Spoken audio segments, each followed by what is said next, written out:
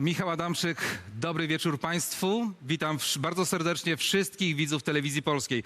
Przed nami debata prezydencka. Debata inna niż wszystkie, bo tym razem pytania będą zadawać Polacy. Ja tę debatę będę moderował.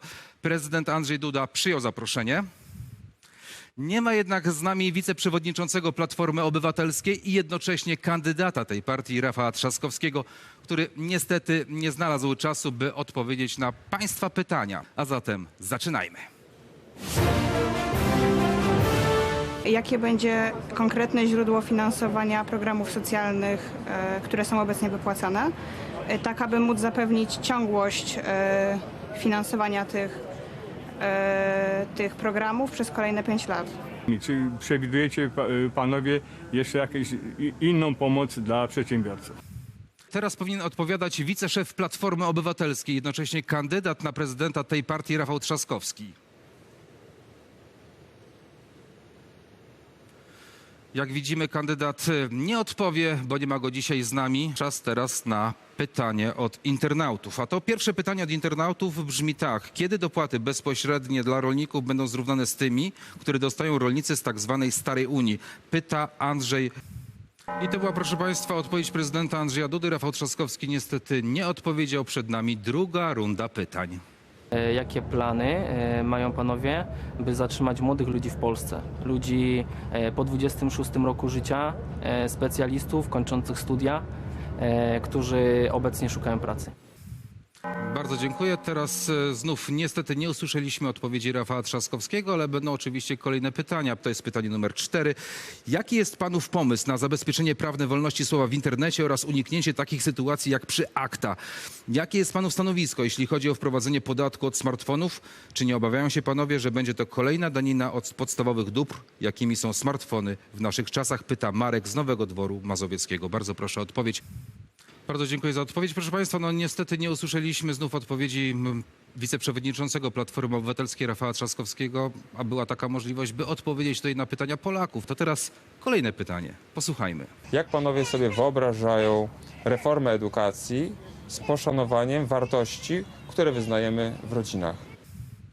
Bardzo dziękujemy i oczywiście bardzo żałujemy, że nie ma tutaj drugiego kandydata, bo to są, proszę Państwa, bardzo ważne, ciekawe również pytania. To teraz po pytaniu, które zobaczyliśmy, pytanie, które usłyszymy. LGBT, a dlaczego nie eutanazja? Mówicie o LGBT, a dlaczego nikt nie wspomina o eutanazji? W Belgii, Holandii już dziś odłącza się ludzi od respiratorów. Ludzie tatuują sobie "nie zabijaj mnie". Pozwolicie na taki liberalizm w Polsce? Pyta Tomasz Adamiak. Bardzo dziękuję. Niestety, proszę Państwa, nie poznamy odpowiedzi na to bardzo ważne pytanie wiceszefa Platformy Obywatelskiej Rafała Trzaskowskiego, bo nie przyszedł na debatę. Czas zatem na kolejne pytanie. Mam pytanie, czy panowie mają jakieś konkretne plany, aby wspierać i promować polskich producentów i polskie towary także za granicą? Przechodzimy, proszę Państwa, do kolejnego pytania od internautów. Odczytam je. Mieszkam we Włocławku. Wisła jest tutaj tak zanieczyszczona, że nawet w upały nikt nie myśli o kąpieli. Rzeką spływają nieczystości, nie tylko ze stolicy. Chciałam z mężem podłączyć gaz, rezygnując z kotła na węgiel. Koszt to ponad 30 000 złotych. Mieszkamy w domku jednorodzinnym. Nie uzyskałam żadnego wsparcia od urzędników miejskich, choćby w wypełnieniu wniosku, ani dofinansowania. Jaki mają panowie plan na walkę ze smogiem i zanieczyszczeniem rzek i w jaki sposób wesprą panowie moją i inne rodziny, abyśmy mogli skorzystać ze środków pozostających w gestii samorządów? Pyta pani Małgorzata z Włocławka, a zatem ekologia. Bardzo ważny temat. Bardzo dziękuję. Szanowni Państwo, to teraz kolejne pytanie. Pytanie tym razem dotyczące już konkretnie końskich. No, skoro tu jesteśmy, to oczywiście musi również i takie pytanie paść. Posłuchajmy. Co to mają być te centra inwestycyjne? Czy to mają być nadburmistrze? Przecież burmistrzowie realizują i rady miasta doskonale sobie radzą. Ale chyba to nie tędy droga. W jaki sposób pobudzić do życia te małe ośrodki? Proszę Państwa, ważne lokalne pytanie. Niestety obaj kandydaci na nie nie odpowiedzą, bo wiceszef Platformy Obywatelskiej nie chciał odpowiadać na pytania mieszkańców i nie przyjechał do Końskich, by odpowiadać na pytania państwa, wyborców. Bardzo dziękuję. Taka, proszę Państwa, bezpośrednia dyskusja z wyborcami w studiu, no to jest istota demokracji. Szkoda tylko, że nie wszyscy to rozumieją. Szanowni Państwo, bardzo dziękuję za uwagę przede wszystkim przed telewizorami, bo oglądało nas aż 4 miliony widzów.